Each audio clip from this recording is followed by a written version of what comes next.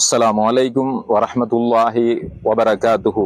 அன்புக்குரியவர்களே, இஸ்லாமிய சகோதரர்களே, அல்லாஹ் அல் குர்ஆனிலே கூறுகிறான், வலா தன்ஸ நஸீபக மினத் துன்யா, நீங்கள் மறுமைக்காக துனியாவிலிருந்து கட்டுச்சாதனத்தை எடுத்துக்கொள்ள மறந்து விடாதீர் என்பதாக அல்லாஹ் அல் குர்ஆனிலே கூறுகிறான்.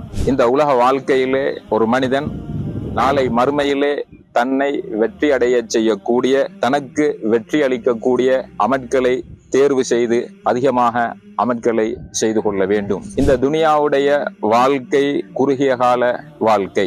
நபி ஸல்லல்லாஹு அலைஹி வஸல்லம் அன்னவர்கள், இந்த உலகிலே எவர் புத்திசாலி எனில், யார் மௌத்துடைய சிந்தனையை தன்னிலே எடுத்து மௌத்துக்கு பின்னால் உள்ள வாழ்க்கைக்காக தன்னை தயார் செய்து கொள்வாரோ அவரே புத்திசாலி என்பதாக நபி ஸல்லல்லாஹு அலைஹி வஸல்லம் அன்னவர்கள் கூறினார்கள்.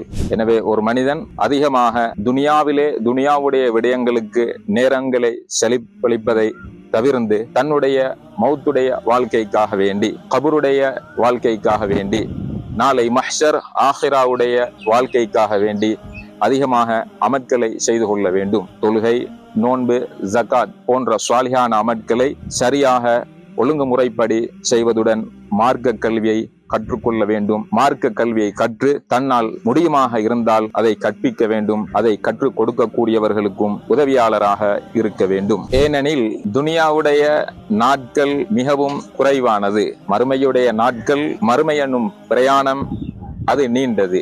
மறுமையிலே அல்லாஹ் முஃமின்களுக்கு வழங்கக்கூடிய அந்த இன்பங்கள், பேரின்பங்கள் நிறைவானது, முடிவற்றது, பெருமதியானது. இந்த துனியாவிலே இருக்கக்கூடிய அனைத்து இன்பங்கள் ஒன்று சேர்க்கப்பட்டாலும் அது மறுமையுடைய இன்பங்களுக்கு ஈடாகாது. எனவே நமக்கு அளிக்கப்பட்ட இந்த துனியாவுடைய குறுகிய கால வாழ்க்கையை பிரயோஜனமான விடயங்களில், அல்லாஹுக்கு பொருத்தமான விடயங்களில் நம்முடைய நேரங்களை, காலங்களை கழிப்போமாக. அல்லாஹு தஆலா நம் அனைவரையும் கபூல் செய்து சுவர்க்கம் நுழையக்கூடியவர்கள் என்றும் ஆக்கியருள்வானாக. வ ஆகிரு தஅவானா அனில் ஹம்துலில்லாஹி ரப்பில் ஆலமீன்.